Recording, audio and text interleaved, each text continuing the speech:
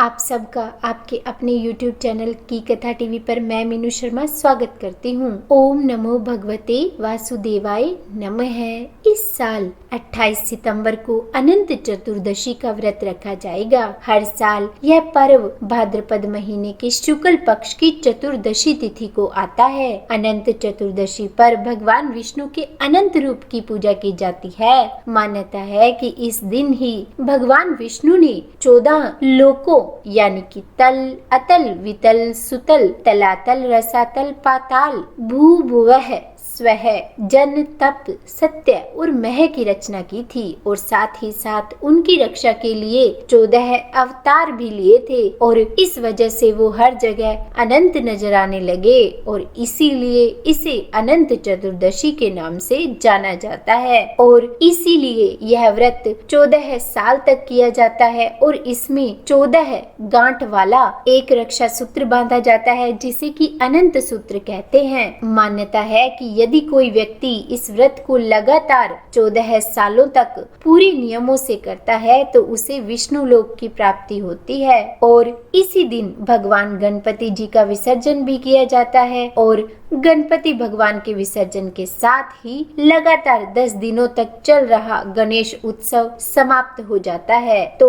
इस वजह से यह अनंत चतुर्दशी और भी खास बन जाती है। कहा जाता है कि इस दिन अनंत चतुर्दशी के व्रत को करने से भगवान विष्णु की कृपा प्राप्त होती है, जीवन के सभी समस्याओं का अंत हो जाता है और अनंत फलों की प्राप्ति होती है। तो जो भी भक्त पूरे विधि विधान से भगवान विष्णु की पूजा करके यह व्रत करते हैं तो उन्हें इस व्रत कथा को भी जरूर पढ़ना या सुनना चाहिए। तो आइए सुनते हैं अनंत चतुर्दशी में अनंत फलों को देने वाली इस अनंत चतुर्दशी व्रत कथा को। तो इसकी पौराणिक कथा के अनुसार प्राचीन काल में श्री गंगा जी के तट पर धर्मराज युधिष्ठिर जी ने जरासंध को मारने के लिए एक बार एक राजसूय यज्ञ का आयोजन किया। इस यज्ञ को करने के लिए युधिष्ठिर तथा अन्य पांडवों ने एक ऐसे यज्ञ मंडप का निर्माण करवाया जो कि बहुत ही सुंदर था और साथ ही बहुत ही अद्भुत भी था।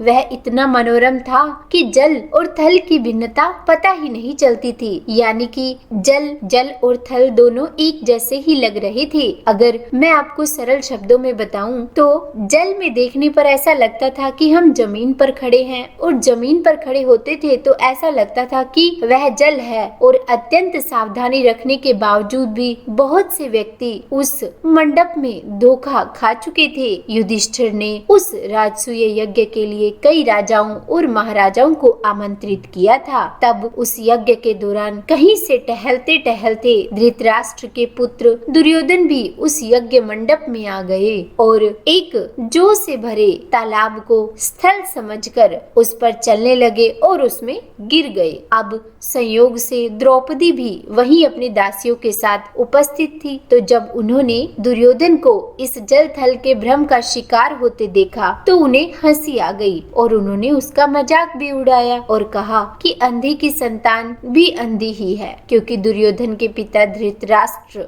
जन्म से ही अंधे थे। तो द्रौपदी के इस उपहास से दुर्योधन को बहुत अधिक गुस्सा आया और उन्होंने अपने इस उपहास का बदला लेने की अपने मन में ठानी और फिर कौरवों ने युद्ध क्रीड़ा में पांडवों को छल से हरा दिया, जिसके बाद पांडवों को अपना राजपाट त्याग कर वनवास जाना पड़ा और उन्होंने अपनी प्रतिज्ञा के अनुसार 12 वर्ष का वनवास भोगा, जहां पांडवों ने अनेक प्रकार के कष्ट सहते हुए अपने जीवन को व्यतीत किया। कहा जाता है कि जब पांडव अपना यह कष्टमय जीवन बिता रहे थे तब एक दिन भगवान श्री कृष्ण पांडवों से मिलने वन में गए। पांडव भगवान श्री कृष्ण से मिलकर बहुत अधिक खुश हुए। उसके बाद युधिष्ठिर जी ने अपने कष्ट भरे जीवन के बारे में प्रभु को बताते हुए कहा कि हे मधुसूदन, हमें इस पीड़ा से निकालने का और दोबारा राजपाट प्राप्त करने का कोई उपाय बताइए। युधिष्ठिर की बात सुनकर भगवान ने कहा कि हे युधिष्ठिर, तुम विधि पूर्वक अनंत चतुर्दशी का व्रत करो और अनंत भगवान की पूजा करो, जिससे तुम्हारे सारे कष्ट भी समाप्त हो जाएंगे और तुम्हारा खोया हुआ राज्य भी तुम्हें पुनः प्राप्त हो जाएगा। तब युधिष्ठिर जी ने इस अनंत चतुर्दशी पर किए जाने वाले अनंत भगवान के व्रत का महात्म्य पूछा। उन्होंने भगवान श्री कृष्ण से कहा कि हे कृष्ण भगवान, हे माधव, अनंत भगवान कौन है, इनके बारे में हमें बताइए। तब इसके उत्तर में श्री कृष्ण भगवान ने कहा कि यह भगवान विष्णु के ही रूप है। चतुर्मास में भगवान विष्णु शेषनाग की शैया पर अनंत शयन में रहते हैं। अनंत भगवान ने ही वामन अवतार में 2 पग में ही तीनों लोकों को नाप लिया था। इनके ना तो आदि का पता है और न ही अंत का, इसीलिए भी यह अनंत कहलाते हैं। अतः इनके पूजन से आपके सभी कष्टों का नाश हो जाएगा।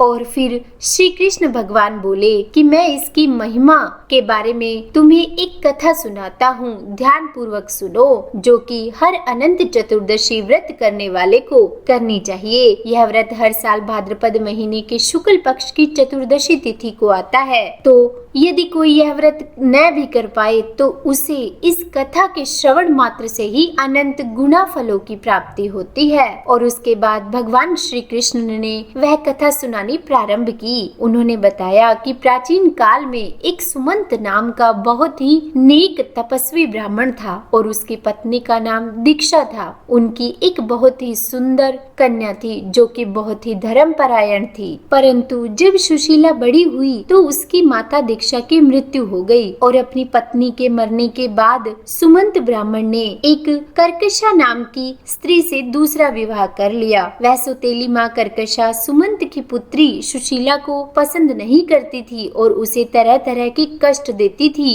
धीरे धीरे समय व्यतीत होता गया और सुशीला विवाह योग्य हो गई। उसके बाद सुमंत को भी उसके विवाह की चिंता सताने लगी। फिर एक दिन कौंडिन्य ऋषि ब्राह्मण सुमंत के घर पर आए और उन्होंने सुमंत से उनकी पुत्री का हाथ अपने लिए मांगा। कौंडिन्य ऋषि बहुत ही धन संपत्ति वाले ब्राह्मण थे, उनके पास भौतिक सुख वैभव की कोई भी कमी नहीं थी। तो ब्राह्मण सुमंत को उनकी यह बात जानकर बहुत ही खुशी हुई और उन्होंने खुशी खुशी अपनी पुत्री सुशीला का विवाह कौंडिन्य ऋषि के साथ कर दिया। परंतु विवाह में सुशीला की सौतेली माँ कर्कशा ने विदाई के समय अपने जवाई को यानी कि कौंडिन्य ऋषि को ईंट और पत्थर के टुकड़े बांध कर दे दिए। ऋषि कौंडिन्य को यह व्यवहार बहुत ही बुरा लगा और वे दुखी मन के साथ अपनी पत्नी सुशीला को विदा कराकर अपने साथ लेकर चल दिए और फिर रास्ते में ही रात हो गई और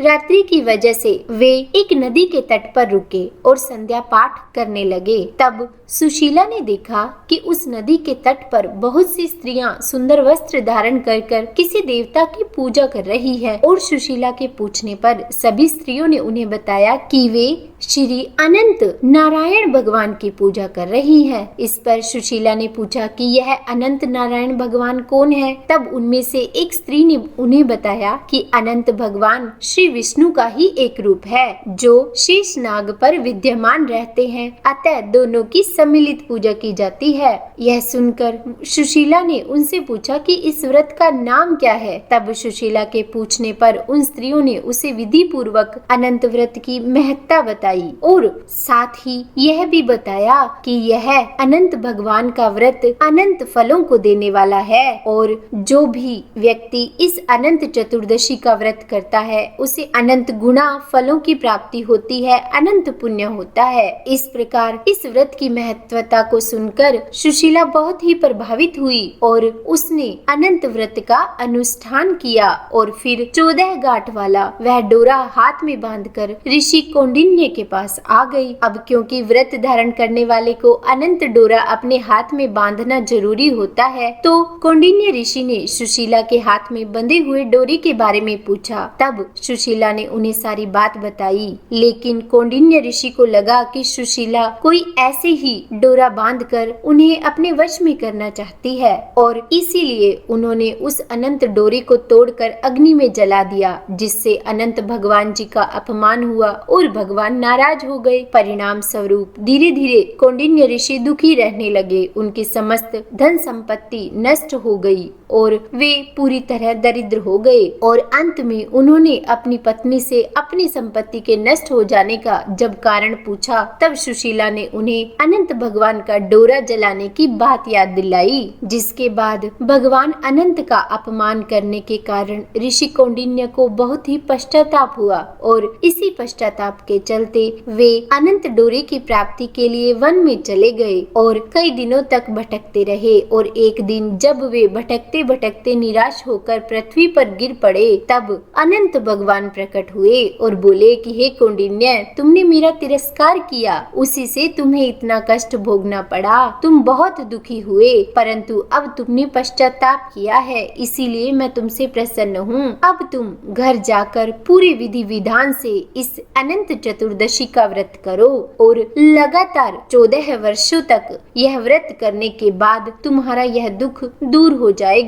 तुम धन धान्य सुख संपत्ति से संपन्न हो जाओगे। उसके बाद कौंडिन्य ऋषि अपने घर आ गए और उन्होंने अनंत भगवान के कहे अनुसार पूरे 14 साल तक अनंत व्रत को किया और उन्हें समस्त धन संपत्ति मिल गई और उन्हें सारे कष्टों से भी मुक्ति प्राप्त हुई। इस प्रकार इस अनंत चतुर्दशी व्रत की महत्ता और कथा को सुनाकर श्री कृष्ण भगवान वहां से चले गए और उसके बाद युधिष्ठिर ने भी अनंत भगवान का पूरे 14 वर्षों तक विधि विधान से व्रत किया, जिसके प्रभाव से पांडव महाभारत के युद्ध में विजयी हुए और चिरकाल तक राज्य करते रहे और तभी से श्री अनंत चतुर्दश के व्रत का प्रचलन हुआ। तो बोलो अनंत नारायण भगवान की जय। और इस प्रकार यह अनंत चतुर्दशी की व्रत कथा पूर्ण हुई। तो हे अनंत नारायण भगवान, अगर इस कथा को कहने सुनने या हुकारा भरने में हमसे कोई गलती हो गई हो तो हमें क्षमा करना।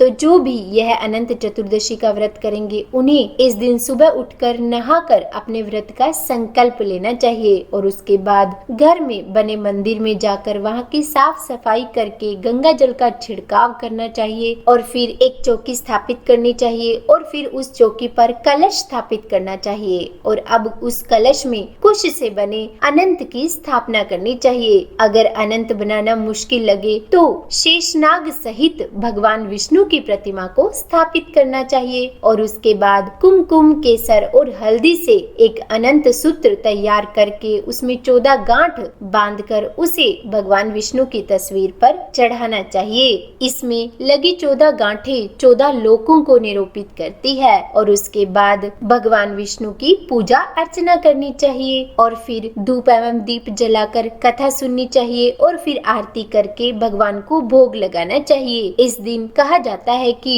भगवान विष्णु के 108 नामों का भी पाठ करना चाहिए। अगर ऐसा किया जाता है तो मनोवांछित फल की प्राप्ति होती है और फिर पूजा संपन्न होने के बाद वह जो आपने अनंत सूत्र भगवान विष्णु की प्रतिमा के आगे चढ़ाया था उसे अपने हाथ में बांधना चाहिए। तो पुरुष अपने दाएं हाथ में और स्त्रियां अपनी बाएं हाथ में उसे बांध लें। कहा जाता है कि यह 14 गांठ वाला अनंत डोरा अनंत फल प्रदान करता है और इस प्रकार इस अनंत चतुर्दशी व्रत की कथा एवं पूजा विधि पूर्ण होती है। तो उम्मीद है यह वीडियो आपको पसंद आई होगी। अगर वीडियो अच्छी लगी हो तो लाइक एंड शेयर करें और अगर आप मेरे चैनल पर नए हैं तो सब्सक्राइब भी कर दीजिएगा और हाँ, बेल आइकन को प्रेस करना बिल्कुल भी मत भूलिएगा। तो बोलिए विष्णु भगवान की जय।